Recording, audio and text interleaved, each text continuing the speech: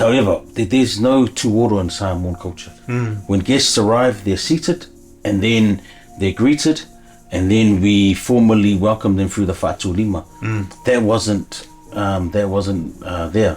What was there was the tū-oro from our Cook Island Te Ariki, and when he brought them in, that cultural blessing of the space was then responded by the karanga. And then followed that, the karanga, I don't know how you felt, but it was very quite special to hear the karanga being echoed or being responded to, or if the whangu was playing, it was being echoed or responded by. The playing of those two sounds was very, very, gave me goosebumps, and it was like, wow, this is something different. This is now a first of something. And then when they sat down, we started off with lotu. And that's very important in most of our Pacific cultures. So again, there's similarity for that, because every AVA ceremony, the lotu is either done the day before, or the lotu is done just before an actual event or ceremony. And then it followed by our Keu Mataora, his initial speech, and then it was responded. So we went like what Aupito had pointed out was a tainui sort of tikanga, where hosts speak, followed by the visitors, so forth, and back and forth, which to me, honestly, it felt like it was, similar to the Samoan protocol, where orators will speak, followed by the next orator, followed by the main speech, and then responded, and then we went into the AVA. Now there were more than 2 speeches per side, but again, that just followed how we do our, I could stand corrected, the tainui process when it comes to the Pōwhiri.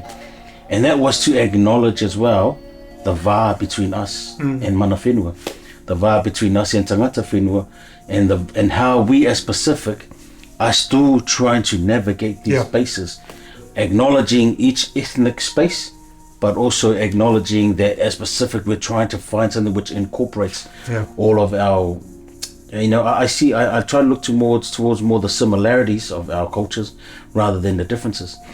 And I'll go back to the lotu. Once we honor God, that's the most important thing in most of us. And then to maintain the vā and the respect, that's what we try to endeavor to maintain during this ceremonial part.